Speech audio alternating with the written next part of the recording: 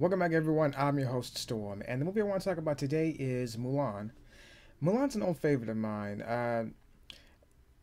Unlike most other Disney films, or maybe most other kids' films in general, uh, Mulan kind of excuse the one I'm looking for.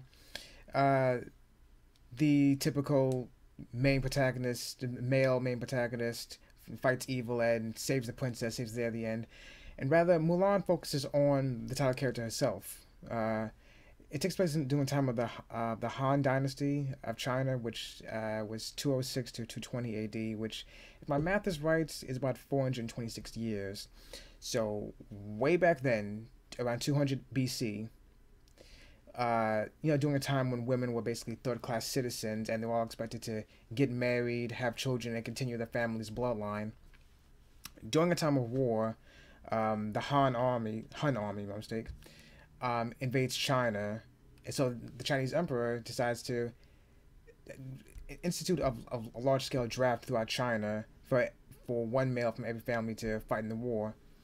Well, Mulan's father, being the only male in the family, has to go to war himself, and he's kind of he's an older guy. He fought on the war before.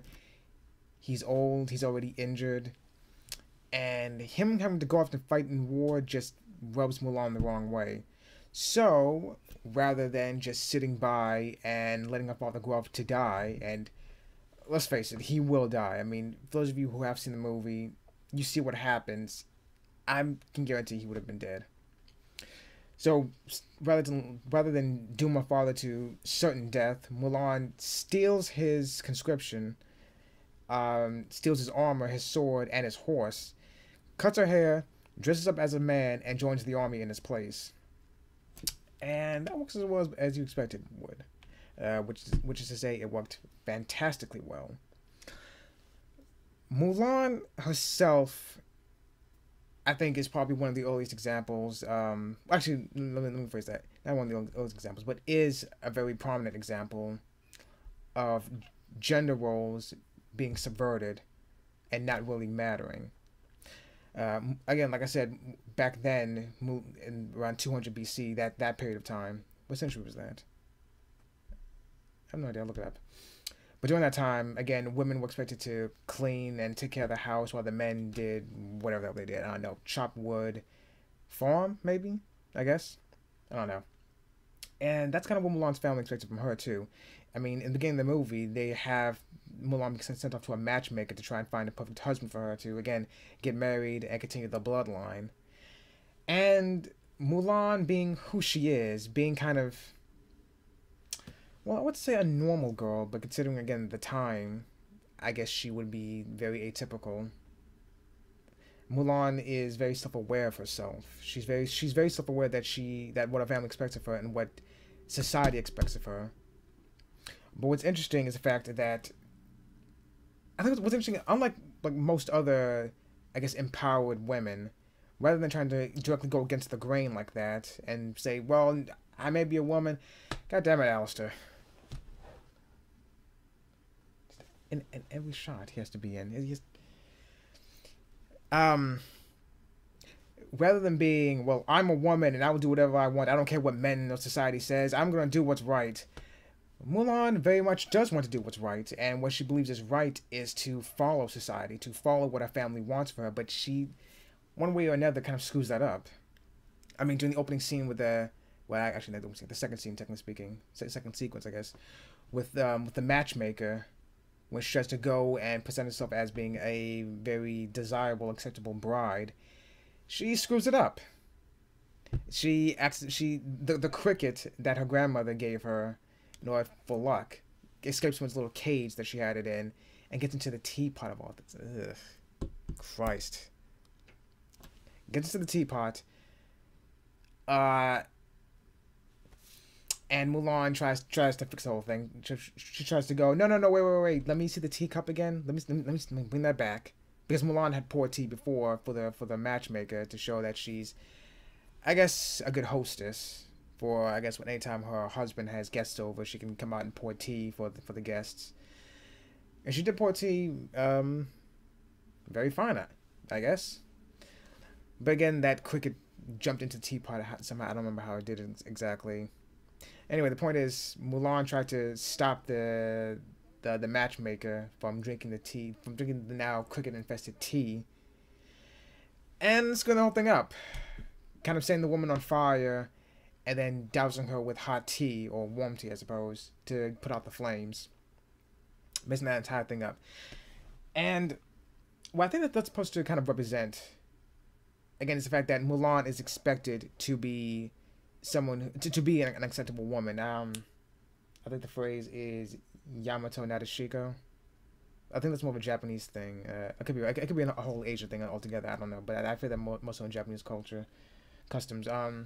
We know where women are submissive, where they are quiet and at kind of like at the right hand of their husband at all times. That's kind of what is expected from Mulan, to be quiet and poised and elegant and nice and everything.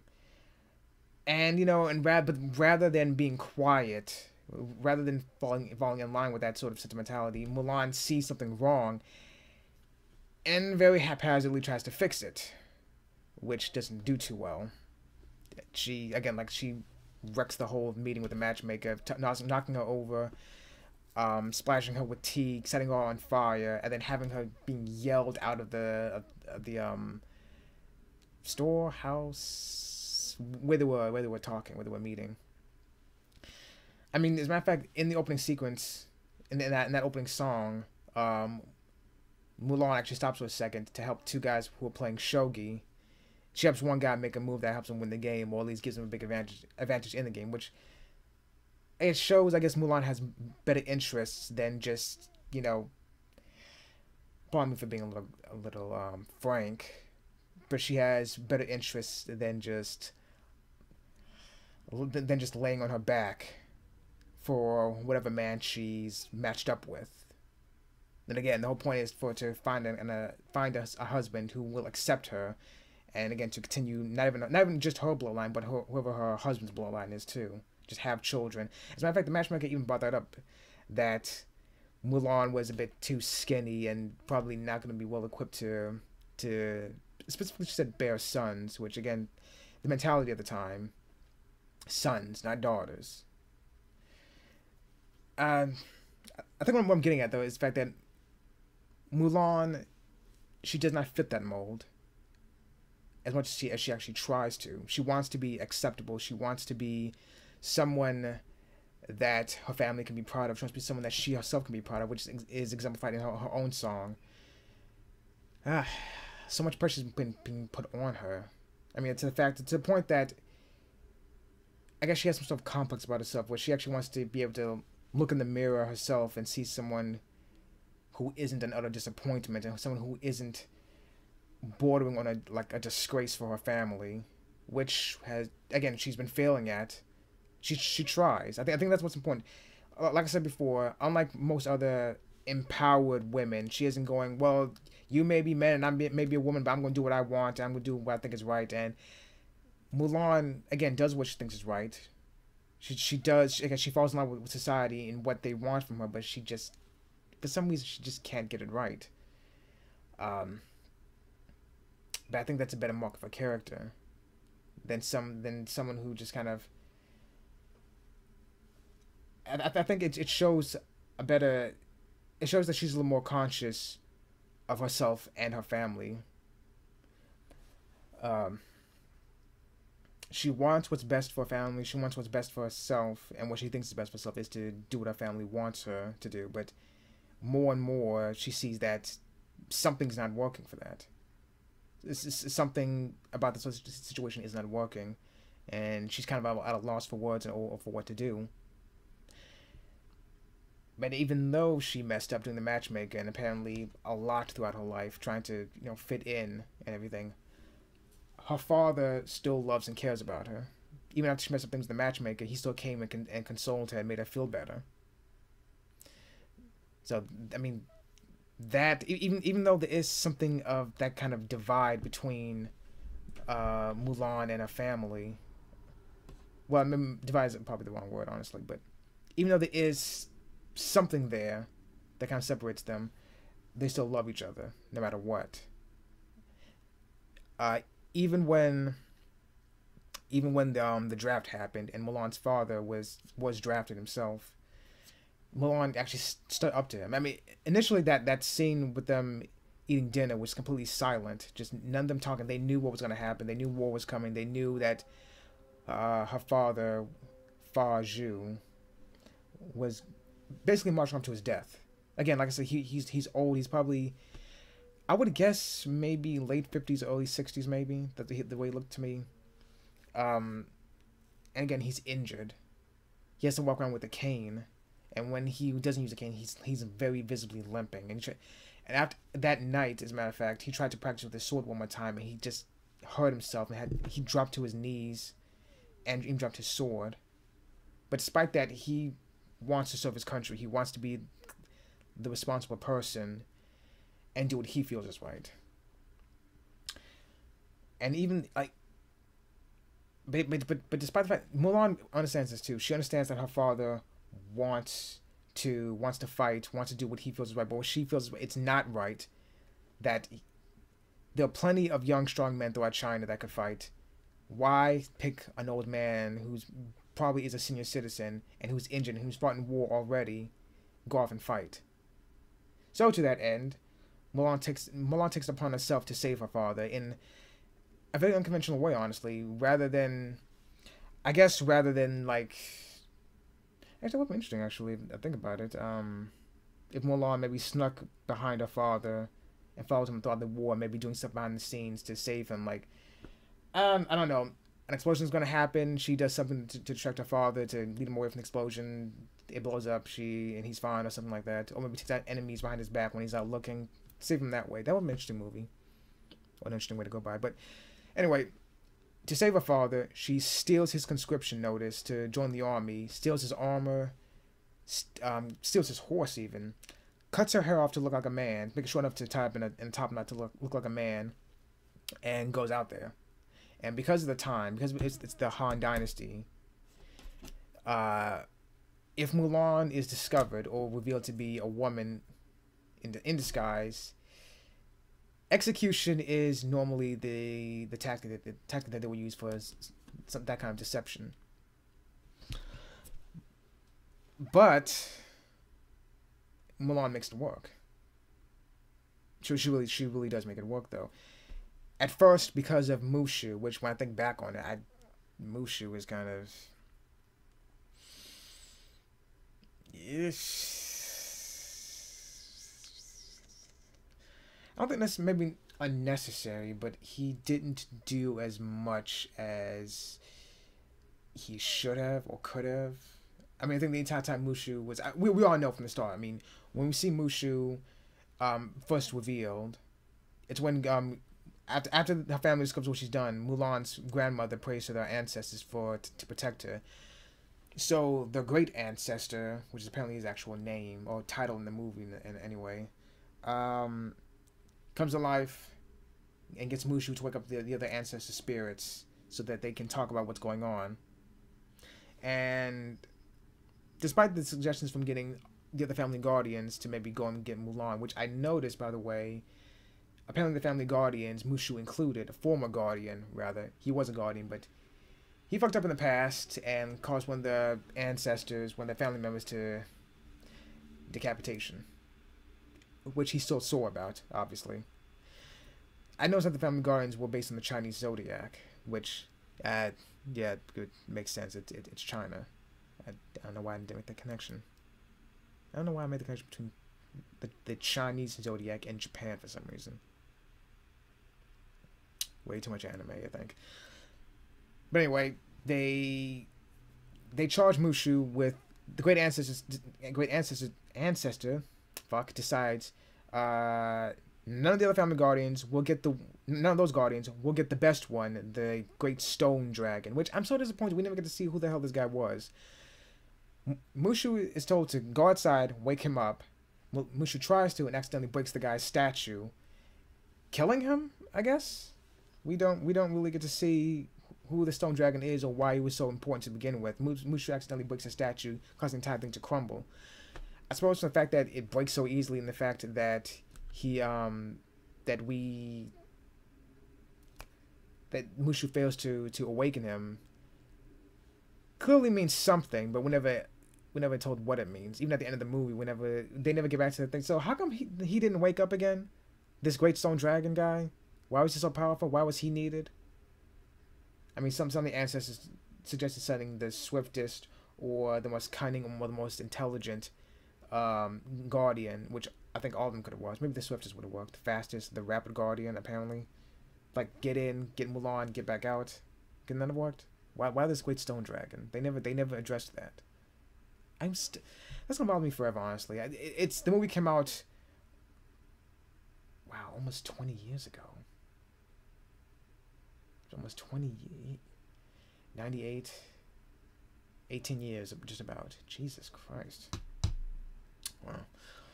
Wow. Okay, so that movie came out almost 20 years ago.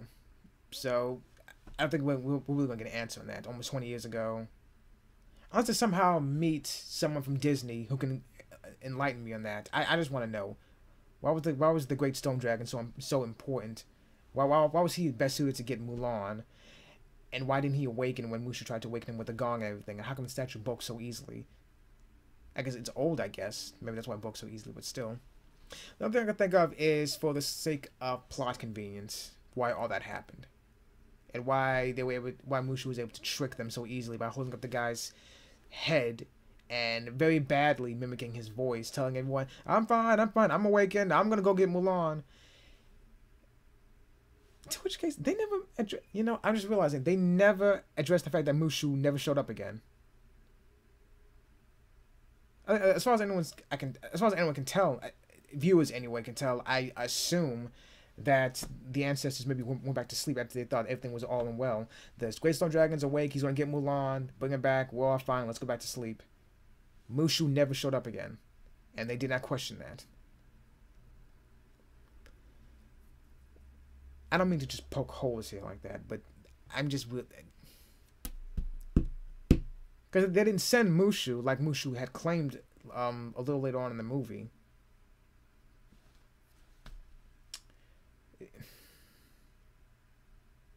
Was Mushu the only one with the power to awaken the spirits? Why can't anyone else do it? Because I'm thinking about it. If they did realize Mushu suddenly disappeared, they could have put two and two together and think, okay, you know what? Send the other Guardian, send one, two of the other Guardians, get Mulan and Mushu and bring them back. I don't know. It's just something I'm just not realizing. What was it before? So I was talking about... Right, okay, so... Okay, I think one problem I have with the movie is the fact that it's kind of that... Again, this was 98, so I kind of forgive it for that in the sense... But at the same time, it's like... It's that kind of cliche when... If a guy dresses up as a woman or if a woman dresses up as a guy, they always have to go through those kind of stereotypes where Mulan very obviously had to put on kind of a deep voice to kind of hide her own very high, not very, very high feminine voice. She kind of had to kind of puff herself out a bit to seem muscular at least. But it's what she was saying, like, hey, I'm a guy, I've got a sword, I love swords too. Don't you love swords? I love swords. It's that whole trying to put on just an over-the-top masculine persona, which I never liked that. Like, either way, again, guy dressed up as a woman, woman dressed up as a guy. When they do that, they I mean, it's not enough just to look the part. They also have to act so masculine or so feminine. It takes me out of it. I just cringe whenever I see that. And then Mushu kind of exasperates that, when he gets to Mulan, they team up together. He tells her to walk very stupidly, like she's never got beyond that pigeon-toed phase of her growth, and to attack other people. Mulan basically started a brawl in the middle of their army camp because Mushu gave her bad advice. Yes, I just hate that whole thing.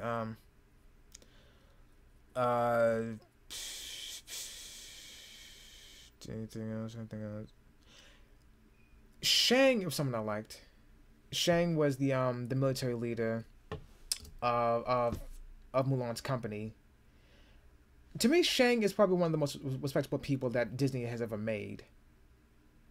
Uh, Shang was Shang had to he's a young newly deputized military captain. Deputized military. That works. Yeah, that works. That works. Whatever. His father, the general, appointed him Whoops, almost knocked that over. Appointed him captain to train up the new recruits.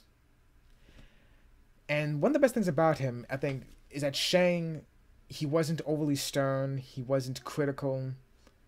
He's the kind of guy, he led by example. He was respectful towards his troops. He very clearly saw there was work to be done with them, but he stuck with it.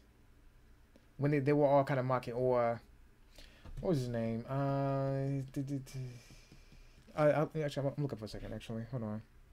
Don't remember his name exactly. Yeah.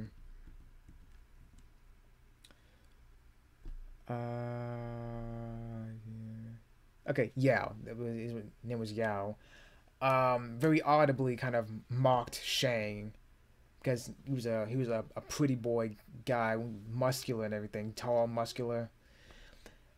And then Shang kind of took it out on him. When Shang launched that arrow to the top of that pole, and then got Yang to I was like Yao, jeez, to go up and get it, and then brought out those huge fucking weights, kind of adding insult to injury. The way he did it, again, it wasn't like, say, I don't know, Major Pain or shit, I forget his name. Full Jacket. Lelo Ren. Shit. I'll look that up now, as a matter of fact. Sorry while looking up stuff here. I just need to know his name. Ollie Ermy. Right. Okay, so unlike Major Pain, if you've seen that movie, I'm gonna watch the movie again, as a matter of fact. That's a fun movie. Or Ollie Ermy in Full Metal Jacket, Shang was not a hard ass who just yelled and yelled and yelled at his troops. He led by example. He very quickly taught them the skills they needed to learn in order to fight without hassling them or grinding them. Just like, these are the skills you need to learn. This is what I want to teach you. You need to learn this. Learning this is gonna save your life during this war. So that's what we're gonna do. And that's when the whole "I'll make a man out of you" musical sequence starts, which is that's one of the best Disney songs ever. It's so fucking memorable. Like, pretty much any Disney fan knows that song. I don't know about maybe fans in general, maybe casual Disney fans who watch a Disney movie here and there. Fuck, maybe they know it too. They sing Mulan. If you sing Mulan, you know the song. Interesting to note. The guy singing the song was not Shang's voice actor. Shang's voice actor, B.D. Wong. He did not sing that song. That's actually Donny Osmond, who actually Donny Osmond actually listened to voice tapes of B.D. Wong speaking as Shang and studied them profusely until he was able to match the pitch of B.D. Wong's speaking voice for Shang, so he could sing "I'll Make a Man Out of You." Which, kudos to Donny Osmond for doing that. That's one of the things you don't have to do at all. Just make sure you sound similar to the actual voice actor, and then sing well enough that it kind of sounds the same. But he did it. Like, who for sure? Like, if you don't know Donny Osmond's involved in the movie at all, who for sure can tell you that that's not him singing, the actual voice actor singing Shang's part in "I'll Make a Man Out of You."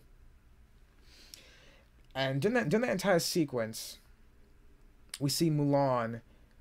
Again, who is a woman, mind you. Again, this is during a time when women were third-class citizens. She's struggling like hell, and her fellow army men are making things easier for her. I mean, when Shang threw out those poles for them to practice with, Yao caught hers, and then tripped her up with it on purpose. And they did what they could just to fuck with her, or Ping, rather, I should say. Again, she's in disguise as a man. Ping, Fa Zhu's long-lost son, or estranged son, who, according to Mulan, or Ping, himself, Fa Zhu doesn't speak about him much. Because he's a fucking lunatic, apparently. The way he acts and when walks and attacks people.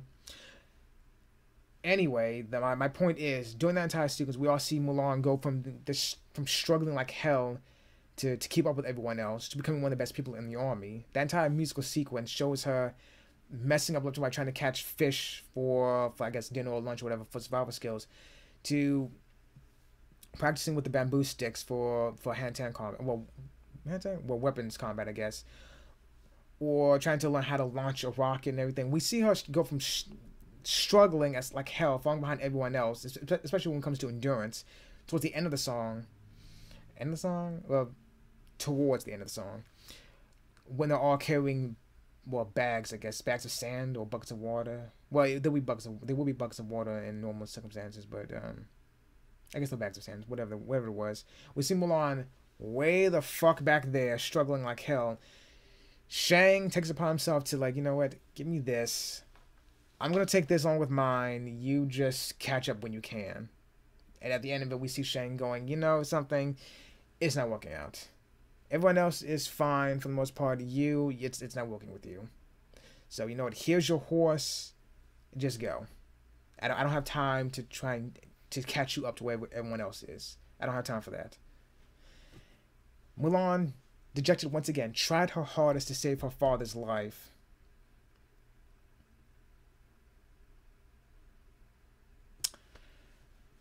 I just realized the movie could have ended right there, actually.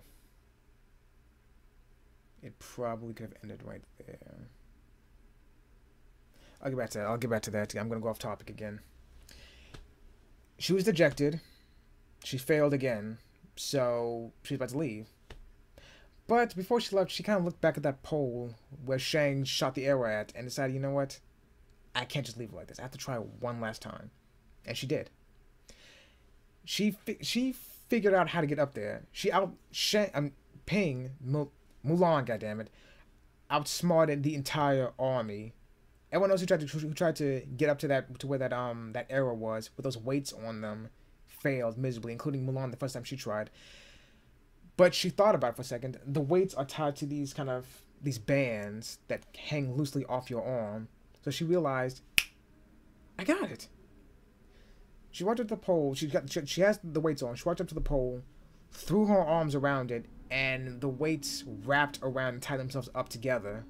So she was able to shimmy up the pole and get to the arrow, to the amazement of everyone else watching her early in the morning when she was doing it, cheering her on as she was doing it. And the person who was impressed the most out of it was Shang himself, who had written her off as a failure and didn't think anyone could actually get that arrow to begin with. But she did it. And like I said, she outsmarted everyone. And if anything, she had probably better strength and endurance than everyone else too, because no one could do it. I mean, the weights are wrapped around her and everything, sure, but that's still a lot of weight dragging her down. And even at one point when she's going up the pole, she kind of faltered for a second before catching herself and before she went back up. If anything, that this entire endeavor for her had just given her the strength and skills and even smarts to outperform everyone. And when she did, not only did everyone else cheer her on, but Shang led her back into the army. And then the last section of the musical act, we see her going into herself rather. She's able to do the bamboo techniques along with everyone else in perfect synchronization. She learns how to fire a rocket. She learns how to, I guess, cross over dangerous terrain. She learns how she learns martial arts and even knocks down Shang once. And there's a one sequence. Wait, did I go back to that? There was a sequence in the musical act when everyone threw like rocks at Shang. He had a bucket of water on his head, and they threw rocks at him. He blocked all of them with his long pole, effortlessly, demonstrating his own skill in the area. Did they go back to that? I don't remember exactly. I remember the part when they had to catch fish out of a river with their bare hands. I remember at that moment when Mulan actually caught like the most fish out of everyone. Just these two fistfuls of fish in her hand that she's able to do by herself. Again, showing that with enough practice and dedication, she could do it, and she proved that she could do it. I mean, I mean, if that's not empowering, I don't know what is. And and and not take anything away from her either, but like everyone else in the army came along too. When Shang's father, the general, and what's his name? What is his name? The you know what I'm talking about.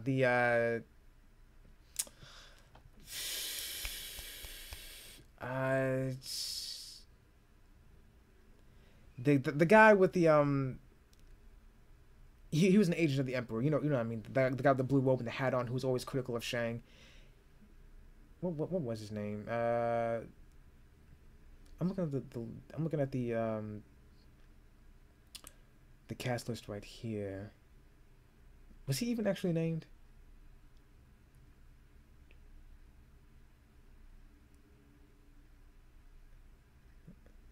Forget it. I don't care. Forget it. You know, Shang, his father, and that guy all saw that this ragtag army was kind of nothing at first, but they all came into themselves. And again, I attribute all that to Shang, who, like I said, led by example. He showed them all what to do and helped them learn how to do those things. This is what you need to do. This is how you're gonna do it. And I'm gonna teach you how to get to that point where you can do it yourself. He helped everyone like that. And again, he initially wrote Mulan off, but she proved that she was worth it. She proved that she had what it takes to stay and learn and fight, and she did.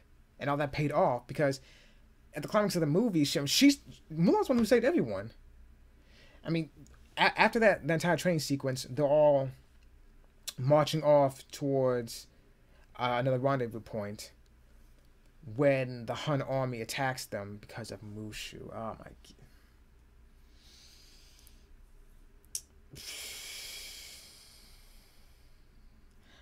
I think I flat out hate Mushu. He wasn't use.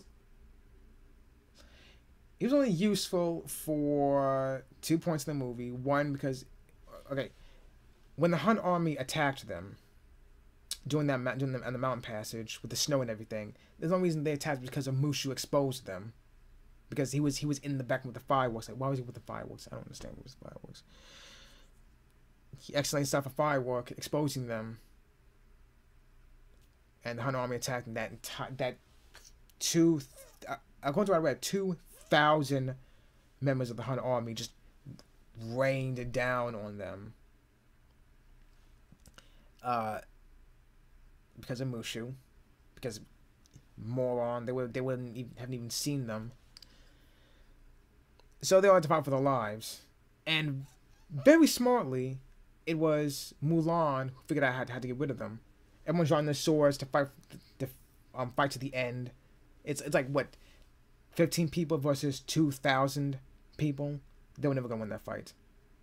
If we die with honor. No, it's when you're gonna die. It's not if. They were all gonna fucking die then.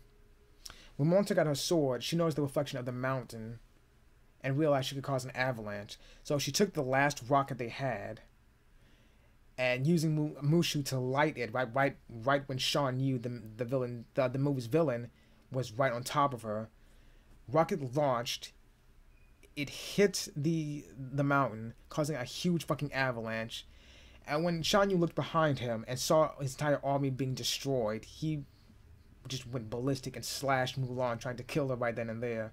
But he got caught up in the avalanche and everything and got swept away.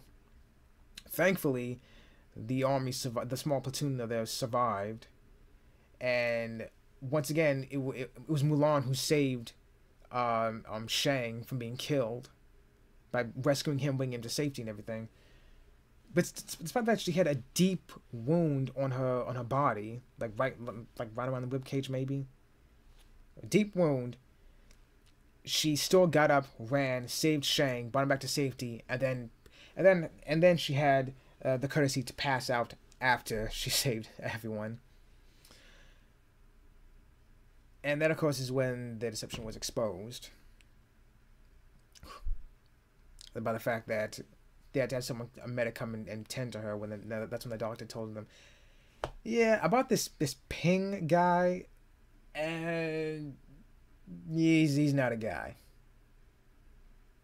I've never seen a guy who had that much, well, let's say, flab on his chest and nowhere else.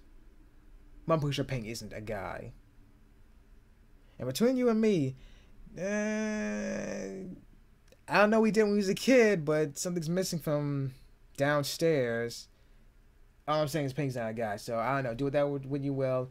I did my job. I'm gonna go.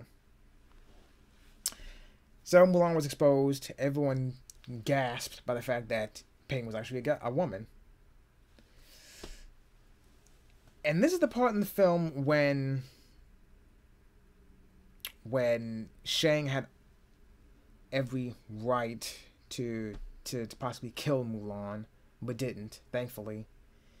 Again, like I said before, the penalty for that sort of deception. I don't know exactly what the laws were back then. I don't know if dressing him as a man, period, would be grounds for execution, or the fact that she lied to everyone, joined the army, disguised herself as a man, stole her father's conscription for the army, and everything. Did all that would be grounds for execution, or I don't know exactly what the laws were, but it was grounds for execution for her.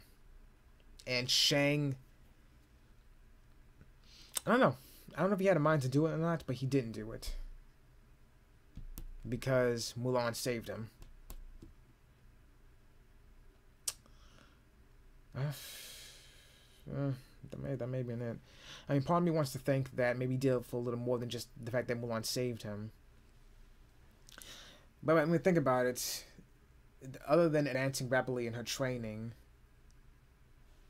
I mean, there wasn't really any. There probably wouldn't really be any reason to spare her life other than the fact that she saved him. So Shang spared her and told the rest of the army, just, well, let's go. Let's go to the Forbidden City. I think it's Forbidden City, or the royal city, the royal palace, and to see the emperor and everything. I think it's Forbidden City. It probably isn't. I don't know. And just left Mulan out in the cold, literally, just out in the middle of nowhere, without her clothes, I think, or at the very least, again, the doctor had to strip her and to bandage her up. Her clothes were somewhere. She was dressed eventually, and then when they went to warn Shang about the Huns. And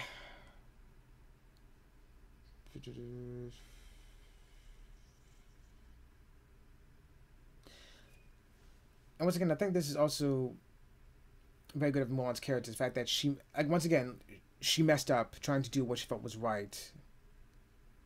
Again, very conscious of society and what society expects from her, and does want to. She does want to please everyone. She wants to please the people around her. But I think most importantly, she does what she feels is right. And at that moment in time, the right thing was to warn Shang and the others about the Hun army actually surviving, or at least 6 or 7 of them, including Shan Yu himself, surviving, and them sneaking into the city, capturing the emperor, and trying to destabilize the I think it was the Han dynasty. No, was it? No, yeah, the Han dynasty, basically, because I think that was the family at the time, wasn't it?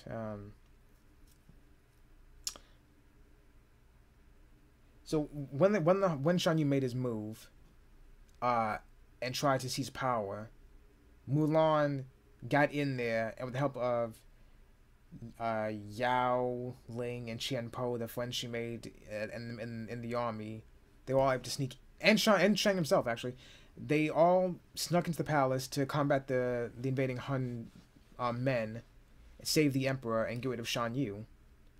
But they never would have done that without Mulan, because she took matters into her own hands. I think at this point in time, like, the whole generals things were just out the window for her. She didn't care about the whole "they're not going to listen to a woman" thing, which had to be pointed out to her by Mushu himself. When she got into the city and tried to tell the townspeople of the Huns invading, they wouldn't listen because she's a woman. So I think is that when she won Shang? Before or after? I think this was after she won Shang. So that's when she decided to sneak in, after Shan Yu made his move, and her friends came and helped her. They dressed up as concubines to get closer to where the emperor and everyone was. The emperor himself was, and Shan Yu, beat down the doorman, got to where the emperor was, saved him, and beat Shan Yu. And again, they did this because of Mulan. She's the one who led them to do it. As a matter of fact, I think one of the best parts about that whole sequence too was the fact that she revealed herself as being the soldier from the mountain when Shan Yu was about to kill Shang. She just threw a shoe at him, got his attention, and said, "That's not the guy you want. I'm the guy you want." Put her hair up, and then Shan Yu realized, you're the one. Immediately forgot all about Shang, which mistake, because Shang's right there. Shan Yu should just stabbed him immediately. I'll take care of you in a second. First, stab. Okay, now you. Cause, I mean, he had Shang right then and there. He should have just killed him. I don't know why he would just leave him. But basically, the climax of their encounter, though, is a duel on the rooftop of the palace, where Mulan tricks him, disarms him, and then gives Mushu the signal to shoot a giant rocket at Shan Yu, which knocks him into another tower, exploding and killing him. So basically, yes, technically speaking, it was Mushu who pulled the trigger, technically speaking, but as far as I could tell, Mulan's the one who killed him, because she trapped him, disarmed him. She took away his sword, like tied him up to the roof so he couldn't escape, and then left him to his death. Mushu shot the rocket off. Mulan ran, grabbed Mushu and the cricket. Why the cricket was there, I have no idea. Yeah, so she basically just let Shan Yu die. I mean, as far as I'm concerned, Mulan's the one who killed him. It was thanks to Mulan that the entire country was saved. I just, and again, this is during a time when women were greatly frowned upon, when women were basically, again, third-class citizens, and the emperor himself wanted to thank her. He listed off all the crimes that she committed, but still thanked her for that. Well, you did commit a bunch of crimes. You did. But you saved us too. You saved me. You saved the entire country. You saved the entire empire. I mean, I can't exactly overlook that either, despite the crimes you've committed. Thanked her. Wanted to make her a member of his royal council of advisors, and just let her go scot-free. All Mulan really wanted, Mulan didn't want the praise of the emperor or even the entire country, but what she wanted was her family's approval for just being her. And again, Mulan wants what's best for herself and her family, and what she felt was best was following society's rules and expectations. When she came back to her father, she presented him with Shan Yu's sword and an amulet that the emperor gave her, as signs of great honor and respect. And to his credit, despite what her father Fa Zhu had said before about her dishonoring him when she tried to speak out against in front of some men from the army, when she tried to speak out against her father's draft, and the fact that he, even before during that silent dinner that they had before, when they knew that he was going to march off to his death basically, and Mulan tried to reason with him one last time, despite the fact that he spoke about honor and knowing your place and doing what's right and everything, doing what he believed was right and everything, and she did what she believed was right. Despite everything that they said before, he didn't care about honor at that point. He didn't care about honor at all. He just cared about having his daughter back. And everything that she did, he was just so proud of. Like, if anything, that was even, I think, an even greater honor. The fact that she went out there, fought in the war, kind of. Kind of. I mean, there was a big battle there. Fought in the war, and won, and helped kill China's greatest enemy at that point in time, Shan Yu. Came home alive, and with the emperor's approval and praise. I mean, all that's great and all, but what's most important to him is that he had his daughter back. All that was a fucking afterthought for him. he was Fa Zhu was so worried about his daughter's possibly dying in the war one way or another, even by either by discovery that she's actually a woman and being executed for breaking the law, or dying on the battlefield in some horrific encounter. And I think really that's just I think that just speaks volumes about their relationship. That speaks volumes about their relationship, especially again considering the time. But also considering the time, also considering it's an animated kids film. I mean, what could you do? I suppose. I Yeah, they're a really good family dynamic. I mean, when you see most of the roles like that, when you well, the rebellious daughter and kind of strict family, I mean, in the end, they really did love each other, even outwardly. They never hid that. They never hid the fact that it wasn't some sort of like, my father's very strict because of whatever happened in the past, and it's hard for him to show his emotions. He did show his emotions. Like I said, after the mishap with the matchmaker, he came and consoled Mulan and told her how beautiful she was, regardless of what some matchmaker said. And speaking of the matchmaker, dude, that can't just be me. That beard and mustache she got in her face because the ink that accidentally rubbed off Mulan's arm, she wrote down for notes to remember to remember what she had to say during the matchmaker's meeting. I'm not the only one who has to think that mustache and beard just looked perfect on her. Which, I mean, may have been the point, I guess. But still, it looked it looked ridiculously perfect.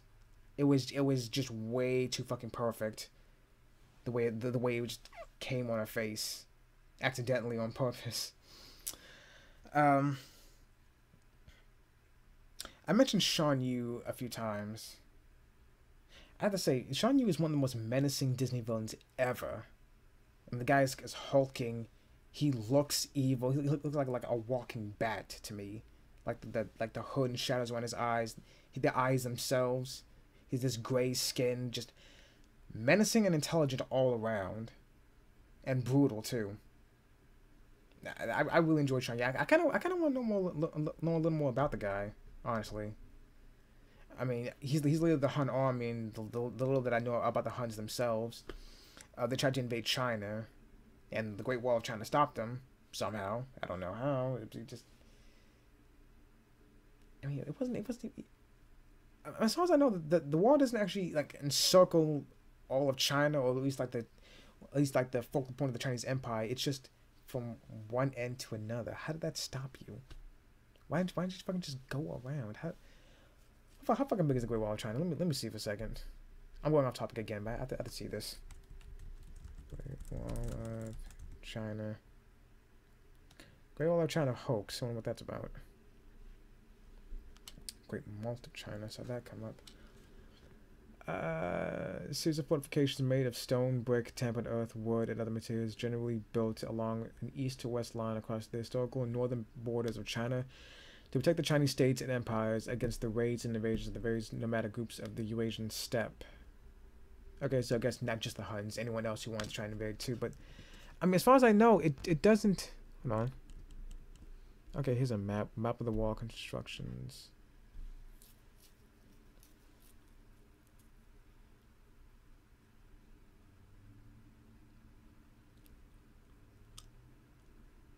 Huh. Okay, no, I might have been wrong. Maybe the way it looks here, them. I guess it would stop them. Let's see, 3,089. Okay, well, that's what I'm saying. Very ambitious guy. Like in the beginning of the movie. No, not beginning of the movie.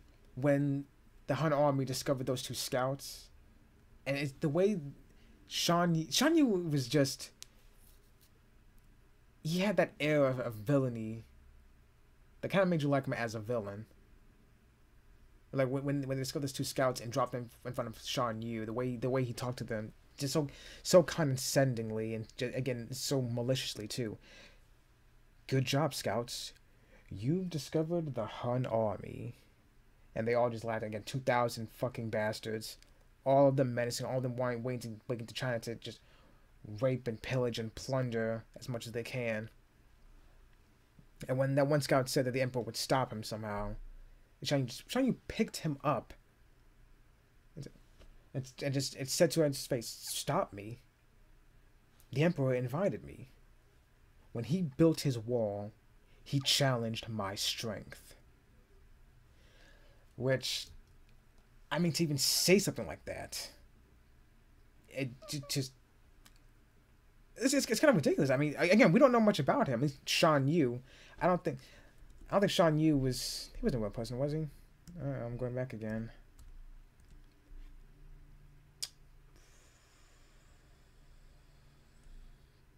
I'm not trying to use a real person, but I mean, all he had to his name was really just an army of about 2,000 men. No, he's not real. I think maybe he's based on somebody, possibly, but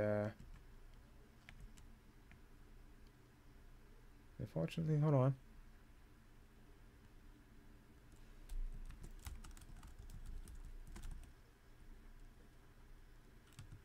Never mind. And yeah, Shan Yu, all he has to his name is an army. I mean, now granted, it's a big army, sure. But as far as I can tell, he doesn't have anything behind him. He doesn't have a city of his own. He doesn't have some sort of empire or nation of his own. It's just him and his nomadic army. But just the balls in that guy to challenge an entire empire by himself, and just in a small, relatively small rather, army. I mean, just the guy was ambitious, and again, extremely menacing. I think another couple of my favorite points of the movie with him was when his eagle discovered that small doll from that little girl, and he gave it to this man to pick over until they could determine its origin and everything, which they were very adept at that. Very scary too. They're that skilled that they can look at the doll, pick up some of the soot from it, and exactly know when and where it was made, how it was made, maybe. Probably things all things Shan Yu already knew, and realized that there was one of the Emperor's armies was in a certain pass, and even though it would be faster, it would be easier just to go around them and go straight to the city. Shan Yu wanted to go through them. So in other words, it was another just a malicious display of his own power. He went to where that section of the army was, destroyed the entire village, like all just as a display of his own strength. And what he said doing at the end of the movie, when one of his generals advised him to just go around, we can avoid them entirely. Shan Yu would just say, "Nah, it's faster if we just go through the pass. And besides, that little girl will be missing her doll. I think we should return it to her." The way he said that, and the look in his face as he did. Jesus Christ. Jeez. Definitely evil. Fuck. I mean, you see it, but now I'm actually talking about it. It's very, very menacing. I think another problem that I liked was, again, those two guys I mentioned before. He let them go so that they could deliver a message to the Emperor that Shan Yu and his army is here in China and that they're coming. And as they're running off, he kind of looked over to his archer and kind of just thought to himself, how many men does it take to deliver a message? And the archer just sneered and just went, "One." And took out his bow and arrow, aimed it. The screen went black immediately. Fuck, that was good. That's one of those things where the implication is much better than actually seeing what happens. Kind of a bit of creative editing and writing right there.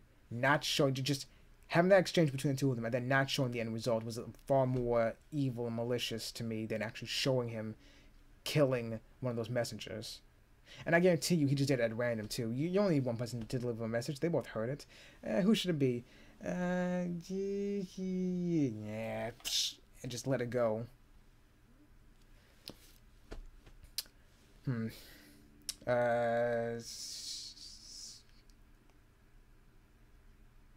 last thing. Okay, despite everything that I do love about the movie, other than Mushu, when I think about it, Mushu sucked. what did he even really help? He helped with the fireworks to kill Shan Yu, and um he helped Mulan light the rocket. I'll give him that. Two things maybe, but that he was useless to me. I didn't like him at all. Anyway, one thing I don't like about the movie though was the fact that the I didn't think there needed to be a love story in it. They really did not need to be a love story in that movie, and the love story was, granted, it wasn't at the forefront, but the fact that the movie did so well without one, just kind of shove one in at the end haphazardly, which is, in my opinion, was just wholly unnecessary. I mean, the only hint that we get that Mulan is ever even slightly interested in Shang is commented on by Mushu when Shang's being chewed out by that guy from the Empire who works for the Emperor and ridiculing him about the army men's training. Mulan overhears that and then when Shan Yu walks out, kind of dejected, Mulan tries to chim up a bit, complimenting him on his captaincy, and then Mushu's like, you like him, don't you? And Mulan's like, what? I don't like him. What are you talking about? And then very quickly, Mushu goes, okay, yeah, well, whatever. All right, well, you know what? Just go to bed right now. We have a lot to do in the morning. Let's not worry about anything about that. Let's go. Come on, let's go to bed. So I'm like, okay, so if you're just gonna hand wave it immediately afterwards, why would you even bring it up to begin with? I think it probably would have been a little better, especially with the fact that after that exchange between them, when Mulan's gender was actually discovered, and it really looked like Shang was gonna kill him, but spared her afterwards. And then when Mulan came galloping back to the city trying to warn Shang about the Han army, and then he kind of lashed out at her for her deception. And I don't know. I mean, I guess you could say if that happened afterwards, the whole encounter with Shan Yu at the Emperor's palace, maybe water under the bridge, I guess. But I don't know. It's just. I don't know. I just think the love story was. I mean, granted, I love the fact that it wasn't at the forefront of the story. It wasn't, but it also wasn't done very well either. I think it was hinted at one time, and then it quickly brushed away. And then at the end of the movie, Shang shows up at Mulan's house to. Sorry, pardon me. To return her helmet, which was a very obvious and bad attempt to show that he was. Show Shang looking for any sort of excuse just to come and talk to Mulan again. I don't know. I don't know. I just thought it was bad. I don't think it was very good. I think it could have done very well without romance. If anything, I think it would have done well like if just like Shang Mulan just ended up being just like good friends. Honestly, like kind of like how Mulan ended up with Yao. Chien Po and Ling, the two guys she met in the army, and that would have been fine with me. Honestly, I don't think the romance was needed. I don't know. I mean, it's not. I guess it's not too important, but at the same time, it's like you did so well. You did so well. Now no romance story this time around, but you had to throw it in there anyway. Very badly, mind you. I didn't care for that part. One last point. I realized this early on in the video. It's one of those things where you have to think, well, sure, they did that, then yeah, you get in the movie right then and there, I guess. But towards the end of I'll Make a Man Out of You, when Shang kind of just like discharged Mulan from the army and just told her just to fucking go because it wasn't working out with her, that could have been the end right there. I mean, as far as the Empire is concerned, someone from the Fa family joined the army, got dismissed. So whatever, they'll make it up, I guess. They'll try and find someone else to make up the difference, or they'll just go on with one less guy. Mulan did it though. Someone from the Fa family came, got dismissed. Oh well, job done. Now father doesn't have to go. Hopefully. Actually, I just realized it now. Okay, so as far as anyone knows, the Fa family only has two guys, Fa Zhu and Fa Ping. Again, Ping isn't real. Ping is an alias that Mulan can come up with. And I'm thinking about it. If things don't work out with him, they probably just send another conscription notice back to the family and just say, "Okay, Faju, you're the only one left, so come on." God damn it. I may have defeated my own. I may have defeated my own argument here, but okay, what I'm getting at though is that Mulan. Okay, let's say that doesn't happen. Let's say it all just ends right then and there. Mulan went to the army, got dismissed. Problem solved. So no one has to go to the army anymore. She can go back home and be with the family. Everything's fine now. The movie could have ended right then and there, but it didn't because Mulan decided to stay and try and prove herself one last time. Which I guess goes back to her own mentality that she wants to please other people and prove that she's worth something.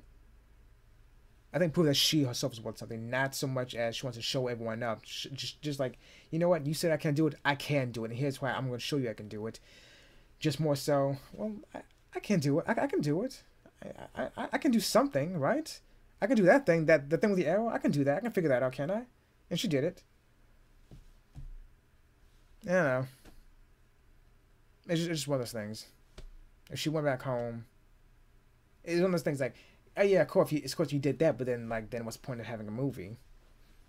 And at the same time, as I just realized, if that did happen, if Mulan did actually just go back home, they probably would send someone else back out to the family and say, okay, Farju, your son didn't work out, so now you have to go. I don't know. I hate when that happens. I come up with a good plot. I come up with a good argument. And then a second later, I realize, yeah, but then here's the counter to that argument. I came up with it myself. I came up with a goddamn solution to my own fucking argument. I hate when that happens. I'm just sitting there thinking, and then that happens. I don't know. Overall, I enjoy Mulan. It is a good film, and it is an example of Disney, you know, giving the woman the giving her the chance to be in the spotlight, to take center stage, to be the hero herself, and she was the hero herself. She did 95% of everything by herself. Oh, also to another argument is without Mulan, I guess.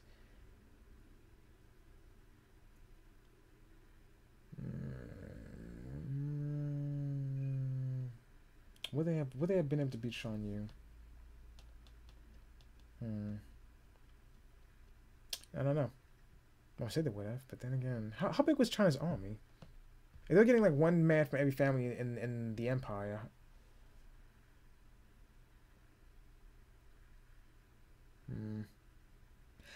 I guess the question comes down to like, if Mulan left, would they have been able to beat Shan Yu and the army without her and things that she did?